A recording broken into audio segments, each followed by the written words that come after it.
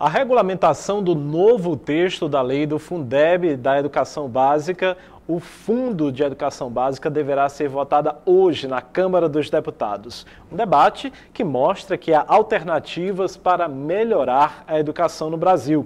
Esse é um tema para o quadro Educação, com o professor Quixaba. Educação. Oferecimento pré-medicina. Caminho certo para a universidade. Escola Crescer. Nada substitui o amor. Boa tarde, professor Quixaba. Para iniciar a nossa conversa, eu gostaria de lhe perguntar por que o Fundeb está em discussão. Boa tarde, Helder. Boa tarde a todos os nossos telespectadores.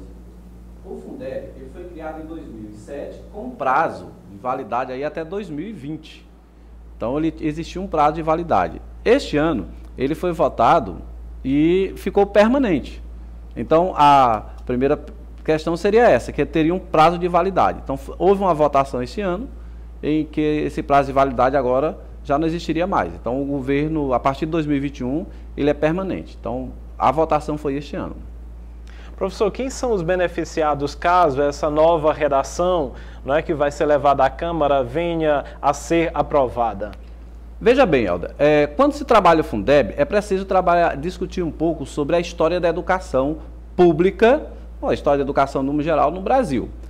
Sempre se fala porque a educação tem dificuldade. Dentre um dos fatores é que para desenvolver a educação e atrair bons profissionais, e esses são dois pontos que a gente precisa aqui discutir, desenvolver essa educação, precisaríamos também atrair profissionais. Então é criado o Fundeb.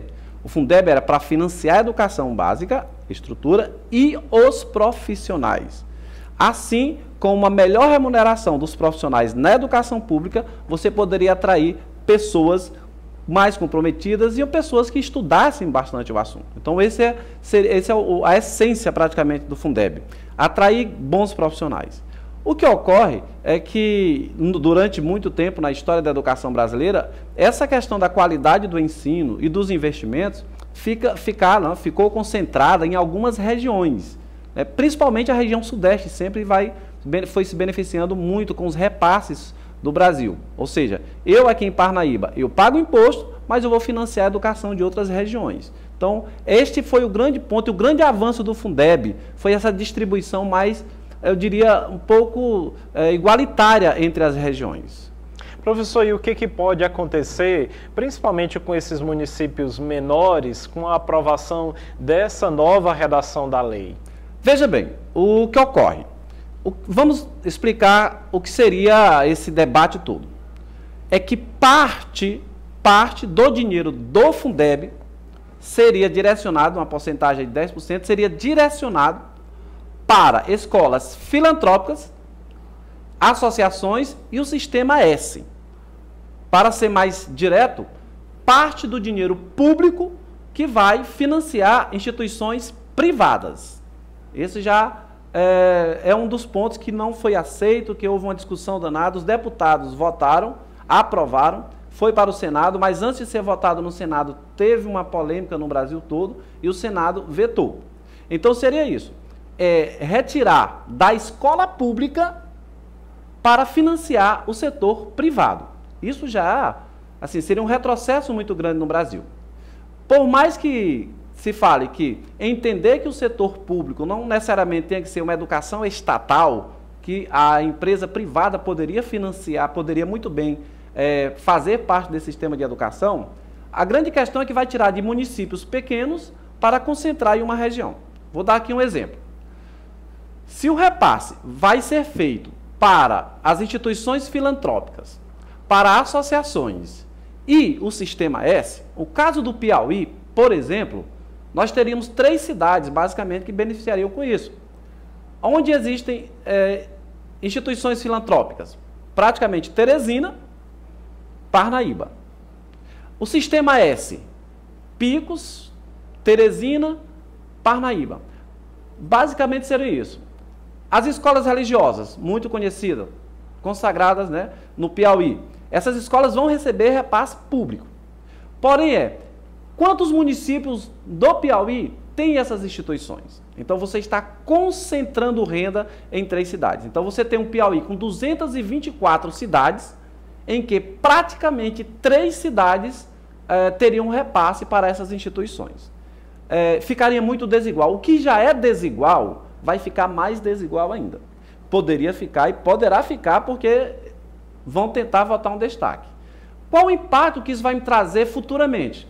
Nós vivenciamos isto na década de 70 e de 80. Muita gente deixando seus municípios para concentrar em algumas cidades. Aqui no Piauí isso aconteceu muito com a cidade de Teresina, está acontecendo muito com a cidade de Parnaíba, devido a esse desenvolvimento que nós estamos aí das universidades e das escolas. Nosso setor tem crescido bastante. Então o impacto é esse. Nós vamos ter uma concentração de renda nessas cidades. Municípios pequenos perdem a renda, concentra nessa cidade, com o caso Parnaíba, Teresina, Picos, é um exemplo, né? E isso vai trazer um fluxo migratório muito grande. Professor, o que o senhor prevê de impacto futuro com essa nova realidade do Fundeb? Olha, o que é que pode ocorrer? Mais uma vez, e nós já tivemos essa experiência, a escola pública desvalorizada. Por quê? Porque como parte do dinheiro, não é todo, mas qualquer coisa, eram 16 bilhões que você iria tirar, qualquer coisa que você tire da escola pública causa um impacto. A valorização do profissional, não teria essa valorização do profissional. E aqui, Helder, quero reforçar, eu tenho 25 anos de sala de aula. Existia um período em que as pessoas não queriam fazer concurso para professor, que a renda era muito baixa. Então isso não atraía grandes profissionais. Então hoje profissões cobiçadas, elas não são cobiçadas somente porque as pessoas gostam daquela profissão, é porque dá um retorno financeiro. Então, como atrair pessoas para o setor de educação? Tem que ter um retorno financeiro. Então qual o impacto que vai provocar isso futuramente? Mais uma vez, a distância entre o setor público e o setor privado, que já é grande, tende a aumentar. Isso me traz um outro impacto. A sociedade ela vai se manifestar e quem fala que é contra, por exemplo, cota para aluno de escola pública, futuramente, com esse distanciamento maior entre o setor público e o setor privado, vai haver uma pressão maior para que se amplie as cotas para os alunos da escola pública. Ora, é um discurso muito contraditório. A gente sempre fala, muita gente é contra a cota para aluno de escola pública. Falam o seguinte, é preciso melhorar a escola pública. E a interrogação fica, como melhorar a escola pública se a Câmara dos Deputados fez um projeto, elaborou um projeto, tentou emplacar uma lei, retirando o dinheiro da escola pública e colocando no setor privado? Professor, gostaria de agradecer aqui essas suas explicações que nos faz também entender melhor e alargar o nosso conhecimento sobre esse tema tão importante para a educação. Queria que o senhor reforçasse aí esse contexto do tema e fizesse um convite para quem quiser enviar também perguntas para o quadro. Então é isso. Esse é um tema muito importante, a relevância dele, porque afeta todo mundo. Afeta ao aluno da escola pública, afeta ao aluno da escola privada.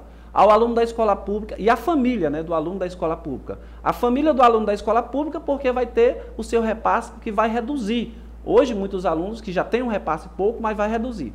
Afeta ao aluno e à família do setor privado, porque ao ir essa verba para o setor privado, cada vez mais vai haver esse distanciamento e futuramente esse aluno do setor privado vai ter uma redução menor, vai ter uma redução no número de vagas nas universidades por ampliação de cotas. Então, preocupa a todos. Isso é um assunto que não só diz respeito ao aluno da escola pública ou ao aluno da escola privada, todos os alunos. Então, deixo aqui para que vocês pensem, reflitam sobre esse assunto, afinal de contas, nós elegemos os deputados que estão votando essas leis. Fale com os deputados que vocês votaram para que pensem com muita calma e participe do nosso quadro, mande sua pergunta sobre o Fundeb e qualquer outro assunto relacionado à educação. De antemão, Helder, eu quero deixar aqui já uma proposta para a próxima semana. Brasília acaba de votar o ensino doméstico, ou seja, as pessoas ganharam o direito de ensinar seus filhos em casa e fazer teste na Secretaria da Educação como se fossem as provas. Já fica uma dica aí para o nosso próximo assunto. Será que vai funcionar, né? Vamos ver, vamos esperar, vamos aguardar. Obrigado, professor. Até um próximo encontro. Educação. Oferecimento pré-medicina. Caminho certo para a universidade. Escola Crescer. Nada substitui o amor.